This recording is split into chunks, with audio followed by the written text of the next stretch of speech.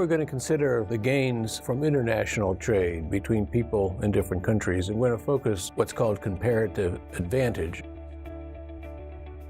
Well, the main difference is when there's trade across borders between one country and another, there's a possibility that trade may be restricted, unlike the restriction that might occur if you're trading with friends and people in your own neighborhood. Let's begin with some definitions that focus on this idea of comparative advantage. To begin with is simply what's called absolute advantage. That's a case where a country can produce a good more efficiently than another country. Comparative advantage is a different concept. It's really comparing not only the relative efficiency of producing two goods, it's comparing the relative efficiency in two different countries. Examples will help a lot. So we'll consider the United States and Korea. And we'll consider two goods. Pharmaceutical production could be a vaccine, and some electronics production could be TV sets. In this particular case, we're assuming that in the United States, 1 day of work produces 6 units of vaccine and 3 TV sets. In Korea, 1 day of work is assumed to produce 1 unit of vaccine and 2 TV sets. So you can see right away that the U.S. has an absolute advantage in producing vaccines and also an absolute advantage in producing TV sets. But let's consider which country has the comparative advantage in which good.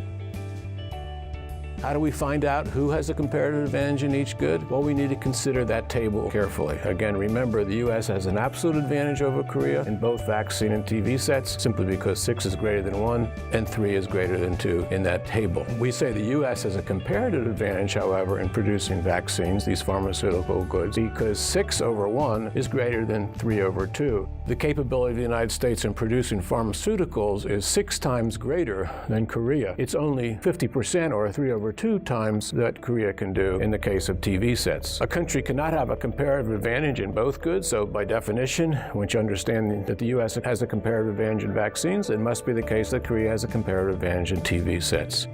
Go to think about the advantages that might occur in terms of improving the gains from trade in this circumstance. Let's do this numerical example. So it may be that the unit of vaccine is $100 and the TV set is $100. They have the same price, so you can exchange a unit of vaccine for a TV set. It's 1-to-1. And how can the U.S. gain from trade in this particular case? Well, for example, the U.S. could reduce TV production by 3 units by moving some workers out of TV production and move those workers into vaccine production. With the numerical example, that would mean it could increase vaccine production by 6 units. Now, with the 6 units of vaccine, U.S. can go to Korea and trade for 6 TV sets. At the end, it has 6 TV sets, which is 3 more than it had if it was producing the TV sets by itself. It's actually able to consume more TV sets and the same amount of vaccines as it did before. So this is a gain from trade. Now you might think if the U.S. is gaining from trade, then obviously Korea can't be. Is Korea being exploited by this comparative advantage?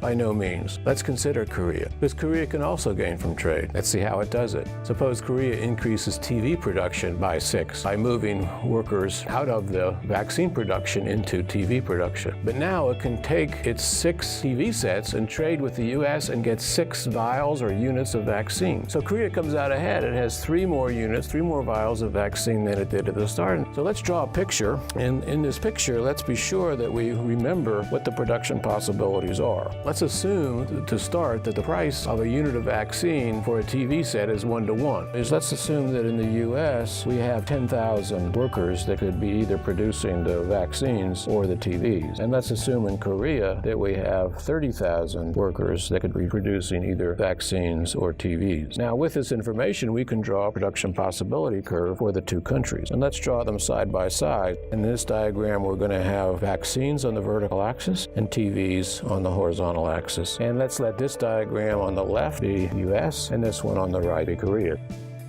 If they were all producing vaccines, you have 60,000 units of vaccine. Now let's draw the curves. As I mentioned, if in the U.S. all 10,000 workers are producing vaccines, we get 60,000. That's the maximum that we can produce. If all those 10,000 workers are producing TVs, we get 30,000. So those are 2 points on the production possibilities curve. And indeed, as we move workers out of vaccine production into TV production in the U.S., we move down along that production possibilities curve. We can do the same thing in Korea as well. Suppose all the 30,000 workers in Korea are producing vaccine. In that case, we get 30,000 vaccines, one per each worker. And if they all go into producing TVs, the 30,000 workers will produce 2 each, in which case we'll get 60,000, and that's the production possibilities curve for Korea. So they're different, and that's what the curves would look like if they were unable to trade.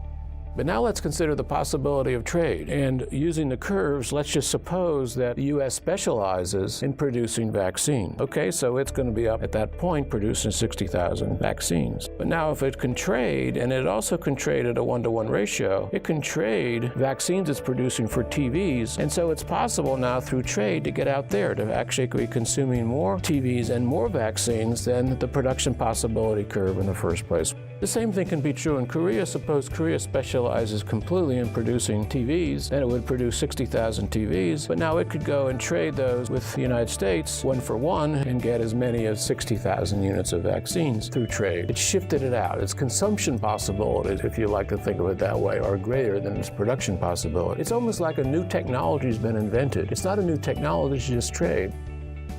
You've been watching The Benefits of International Trade.